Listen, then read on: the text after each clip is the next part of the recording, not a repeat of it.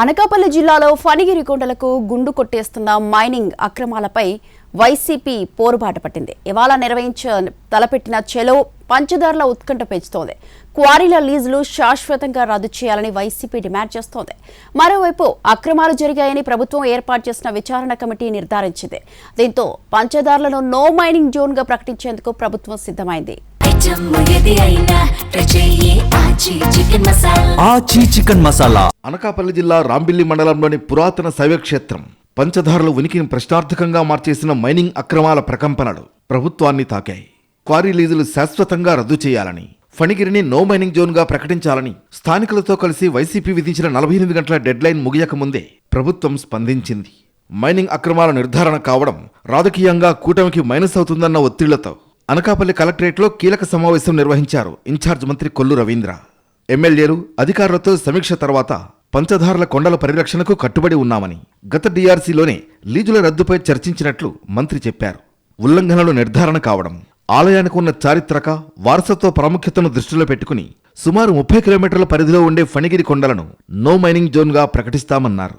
అక్కడ జరిగినటువంటి పరిస్థితిని చూసిన తర్వాత కలెక్టర్ గారికి వెళ్ళిన వెంటనే వారు రద్దు చేయడం జరిగింది. ఈరోజు అందరం కలిసి ఒక ఆలోచన కూడా చేశాం.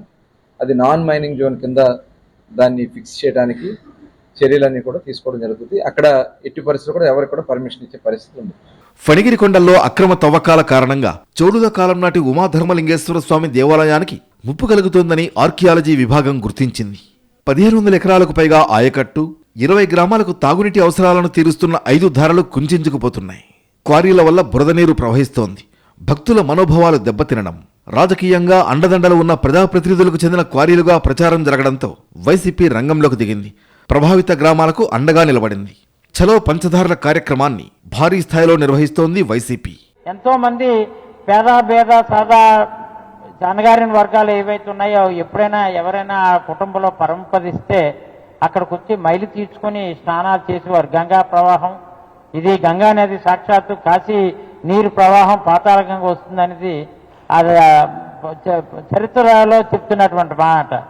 అదే ఇప్పుడున్నటువంటి లిపి చూస్తే అక్కడ చోళులు వెళ్ళినటువంటి ప్రాంతం, అది చోళులు తాలూకు లిపి అక్కడ క్లియర్గా ఉంటుంది. సుమారు 1200 సంవత్సరాల నుంచి అక్కడ అదంతా కూడా పుణ్యతీర్థంగా పుణ్యక్షేత్రంగా వెలిసినటువంటి పంచదారుల కొండని. అయితే వైసీపీ తీరుపై జనసేన ఆగ్రహం వ్యక్తం చేస్తోంది. వైసీపీ ఆరోపణలకు కౌంటర్ ఇస్తోంది. అక్కడ ఒక కుట్ర జరిగింది హిందువుల మీద. ఆ కుట్ర జరిపి ఈరోజు మొత్తం వైఎస్ఆర్సీపీ పార్టీ అంతా కూడా కావాలని రెచ్చగొట్టే పరిస్థితి తీసుకొస్తా ఉంది. అవి కూడా మేము సాక్ష్యాలతో సైతం బయట పెడతాం. చట్టరీత్యా వాళ్ళ మీద ఎట్టి పరిస్థితుల్లో ఎవరైతే కుట్ర చేస్తున్నారో వాళ్ళందరినీ కూడా పట్టుకునే పరిస్థితి ఉంటుంది. చలో పంచదారులను వైసీపీ ప్రతిష్టాత్మకంగా తీసుకుంది. ఈ కార్యక్రమంలో శాసనమండలి నేత బొత్స, మాజీ ఎమ్మెల్యేలు, ఉత్తరాంధ్ర నుంచి పార్టీ నాయకత్వం తరలి వస్తుండగా రాజకీయ పరిణామాలు ఆసక్తిని రేకెత్తిస్తున్నాయి.